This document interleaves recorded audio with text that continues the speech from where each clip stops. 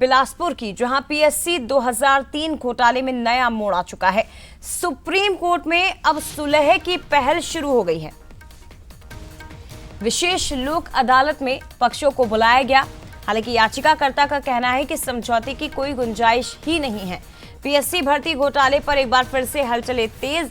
मामले में कई अधिकारी और उम्मीदवार प्रभावित हो रहे हैं। सुप्रीम कोर्ट में अब अगली सुनवाई की जाएगी। हालांकि सुलह का प्रयास किया जा रहा है कि समझौता इस मामले में हो जाए, लेकिन जो याचिकाकर्ता है उनका ये कहना है कि किसी प्रकार की कोई गुंजाइश समझौते की इस मामले में है ही नहीं।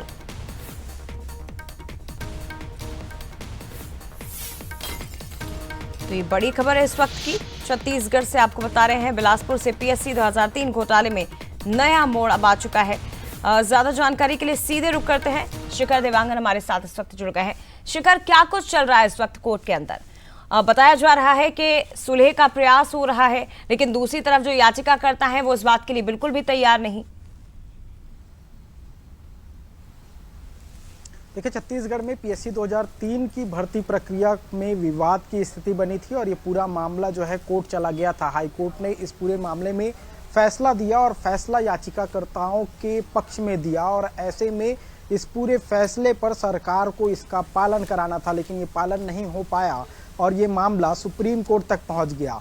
हालांकि सुप्रीम कोर्ट में इस पूरे मामले की सुनवाई चल रही है, लेकिन जो जिनके खिलाफ ये याचिका लगी थी वो अब सुलह की कोशिश करते हुए नजर आ रहे हैं। लोक अदालत के माध्यम से सुलह की बात कही जा रही है और जिस तरह से सुलह का प्रोसेस जो है वो चल रहा है, उस दौरान जो याचिकाकर्ता थे वो इस बात से अब इंकार करते हुए नजर आ रहे हैं, क्योंकि हाईकोर्ट ने फैसला दिया था और उस फैसले का पालन होना चाहिए। 2003 में जो पीएससी की भर्ती परीक्षा हुई थी, उस परीक्षा में कई अनियमितताएं पाई गई थी।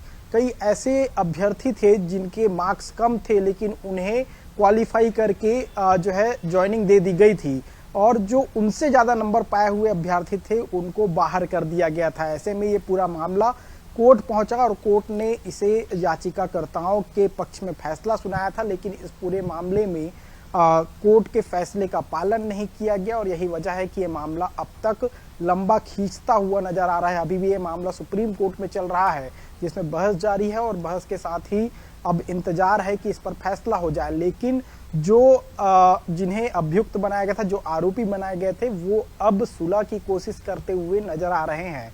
लोक अदालत के माध्यम से सुलह करने की कोशिश जो है वो की जा रही है, लेकिन याचिकाकर्ता अब भी इस बात पर अडिग हैं कि आखिर इस मामले में हाईकोर्ट ने फैसला दिया था, उस फैसले का पालन क्यों नहीं किया गया।